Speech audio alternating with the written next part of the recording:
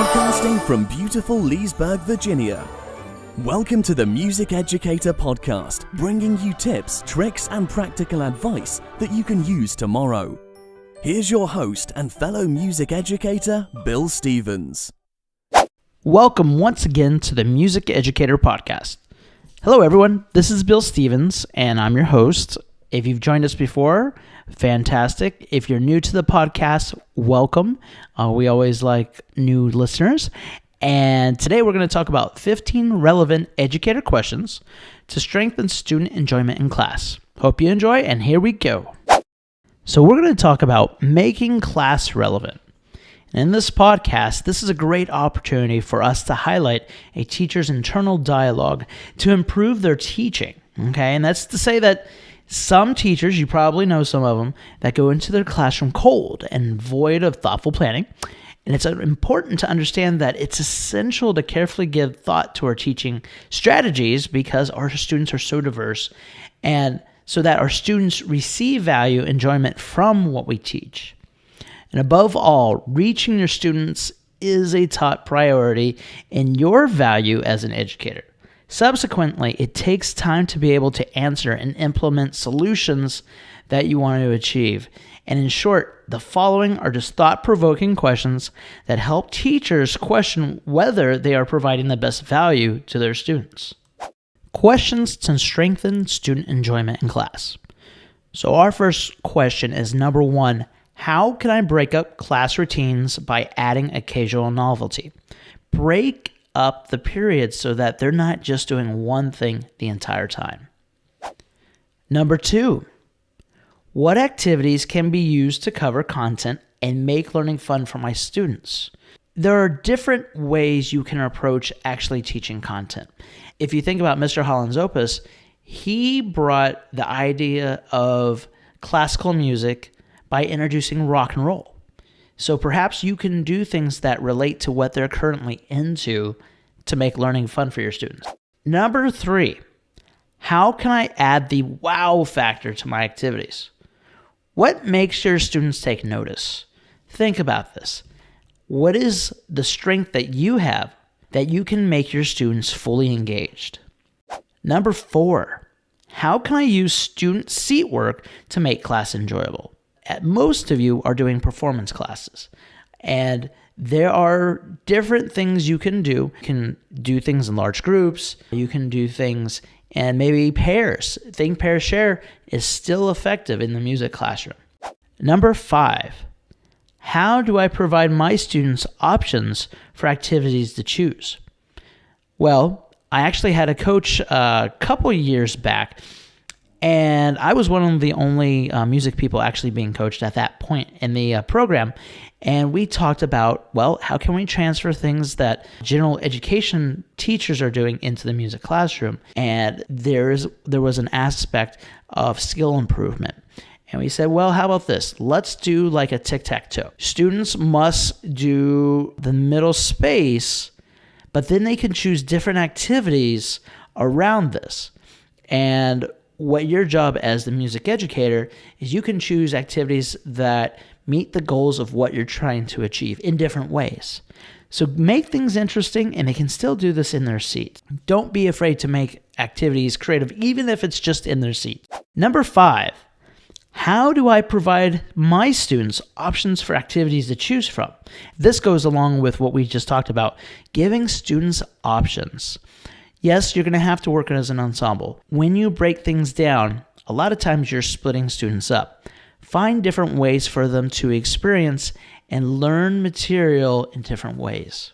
Number 6, how can I use open-ended questions to assess and engage my students? This screams your learning essential question. How do I use open-ended questions? You want to get your students engaged so that they are synthesizing and creating judgments, and you want their thought process going along. You don't want the lower level thinking, but as a musician, we always use higher level thinking anyways, so be even more creative. Number 7, how can I use multimedia to make learning fun for students? This is the digital age. You can certainly show recordings. You can use YouTube. You can do Soundtrap, to actually record students. I personally am doing an album this year with my students, so we're taking all our pieces. Little by little, we're adding tracks and making slight edits so that we can be able to disperse their accomplishments and their formal work at the end of the year. Number 8, how can I communicate my passion of class content to my students?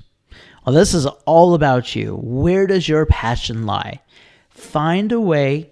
Get students involved. Students love having some kind of connection to something, and your connection can make this even stronger. Get them to do something. Get them to engage. This is something that you can do by showing these energy levels and your passion for the class content. Number 9, how do I learn about the activities my students enjoy doing? Think about this.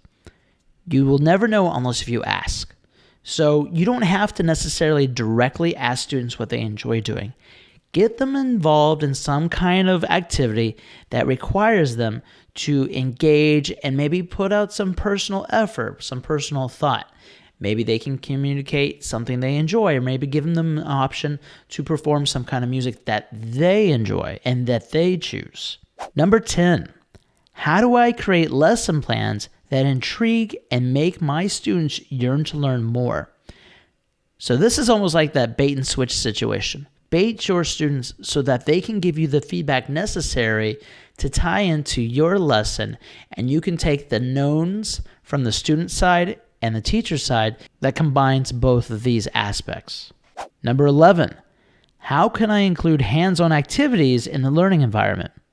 There's all kinds of things you can do with music. Take the opportunity to inventory what you have. Get your students involved. Perhaps teach them a new instrument. Percussionists all the time, new instruments, different cultural backgrounds. Number 12, how can I ensure my students are learning and having fun at the same time? Find out by watching them. Do you see smiles on their faces? Do they have an opinion? Can they contribute to the conversation? Can they contribute to the music production? Number 13, how can I design the lesson so that my students are active partners in the learning process? Think about that. You as an educator, did you learn more by listening, or did you learn more by doing? Perhaps you should give up a little bit of control, and maybe you should give the students the tools to be able to teach the class, or maybe a part of a lesson. See where that takes you. You have guidelines, provide parameters, but also experiment. There are many different ways you can provide students an opportunity to be a partner in the learning process. Number 14, how can I review a lesson through activities that are interesting to my students? If you started an activity that had some guidelines, some parameters, you can go ahead and take feedback. Remember, there's not always a right or wrong answer, but guide the learning into a certain direction so that the students have an aha moment. Number 15, how can I include the development of critical thinking skills into my instruction that requires my students to think in different ways?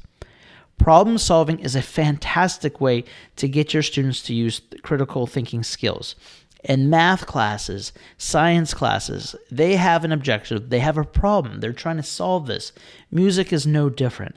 See what ways they can use these problem-solving skills to improve musical concepts, create music. All sorts of aspects in music involve critical thinking skills. So in conclusion, being able to provide answers to these questions will help ensure a guideline to creating a healthy set of tools for an enjoyable classroom environment. For example, in this particular podcast, we addressed the aspects of instruction and assessment, the environment, the attitude, and teaching strategy. Similarly, teaching resources such as books and videos and field-based experience will provide support based upon your specific needs in your classroom. In addition, I recommend trying to implement and incorporate more of the dynamic techniques that address these questions. And so, to sum up, thoughtfully approach your instructional plan to improve student enjoyment in the classroom. All right, ladies and gentlemen, that is all I have for today. Thank you again for joining me. You can find the Music Educator app in the Google Play or Apple Store.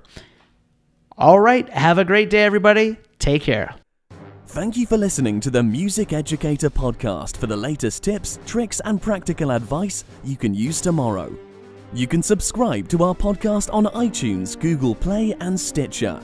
Please visit the Music Educator blog at www.themusiceducator.com for additional posts and music education news. As always, join in the discussion and let your voice be heard by providing feedback at www.themusiceducator@gmail.com or leave a Google voicemail at 703-942-9883. We will see you on the next episode of the Music Educator podcast, and remember, music can change the world.